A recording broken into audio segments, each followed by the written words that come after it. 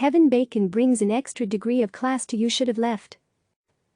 Watching a horror movie might seem a little redundant to some right now, but You Should Have Left has a nifty throwback feel, as much the Twilight Zone as the broader entries for which its production company, Blumhouse, is known.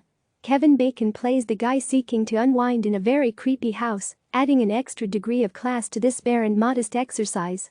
The movie's brainier skew, or at least, somewhat more ambitious posture, owes debts to German author Daniel Kehlmann, on whose book the film is based, and writer-director David Koepp, best known for the screenplays on blockbusters like Jurassic Park and Mission Impossible. Beyond that, there's a whole lot of Bacon, leading a minimal cast that also features Amanda Seyfried as his much younger wife and Avery Essex as their 6-year-old daughter.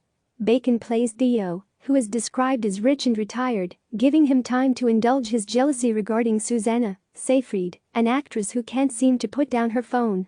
After some squabbling, they agree to take a break in Wales, staying at a sprawling house that's essentially in the middle of nowhere, other than a few villagers reminiscent of the stock characters in old black and white Frankenstein movies. Soon, odd things begin to happen, leading to uncomfortable conversations with the kid and revelations about Theo's past, events that clearly weigh on him, prompting the girl to ask, "Why do people hate Daddy so much?" Yes, there will be answers, as well as long hallways and moments of terror, including, viewers should be warned, peril involving the child. Comparisons to The Shining are inevitable, although not essentially accurate.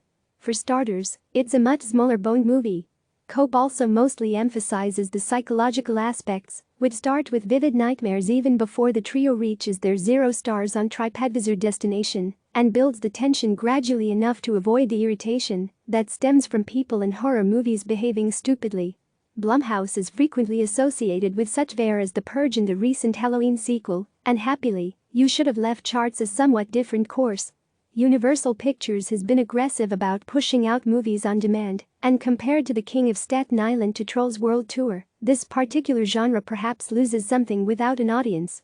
Still, the project's claustrophobic scale otherwise feels well suited to consumption on a home screen. Besides, there's an unintended kick, in the current moment, watching a movie designed to make you want to flee the confines of a house. You Should Have Left premieres June 18 on demand. Click subscribe to receive the latest news.